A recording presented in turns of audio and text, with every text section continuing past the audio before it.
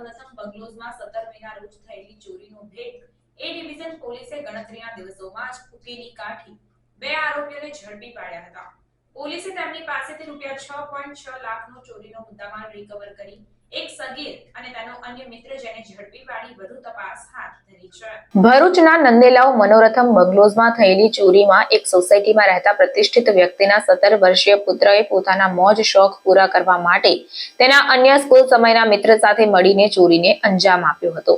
આ બંને મિત્રોએ મનોરથમ બંગલોઝમાં રહેતા હિરેન્દ્રસિંહ કેશરીસિંહ દરબારના મકાનમાં પાછળના દરવાજેથી પ્રવેશ કરીને મકાનમાંથી ડિજિટલ લોકર તથા તેમાં રાખેલા સોના ચાંદીના દાગીના, એક મોબાઈલ મળી કુલ રૂપિયા 9.32 લાખના મુદ્દામાલની ચોરી કરી હતી.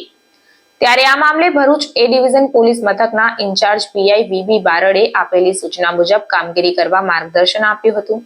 આ સમયે સર્વેલન્સ સ્ક્વોડના પીએસઆઈ ડી એ ઝાલા તથા પોલીસ કોન્સ્ટેબલ મહિપાલસિંહ અને સરફરાઝભાઈને માહિતી મળી હતી કે આ ઘરફોડ ચોરીના ગુનામાં અગાઉ કરજણ પોલીસ સ્ટેશન જિલ્લો વડોદરા ખાતે લૂંટના ગુનામાં આરોપી સુમિત રતિલાલ વણઝારા જે રહેવાસી ભરૂચ તથા તેનો મિત્ર સગીર મિત્ર સંડોવાયેલા છે.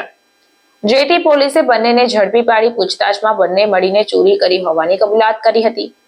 જેથી પોલીસે તેમની પાસેથી ચોરીમાં ગયેલો રૂપિયા 6.6 લાખનો મુદ્દામાલ રિકવર કર્યો છે.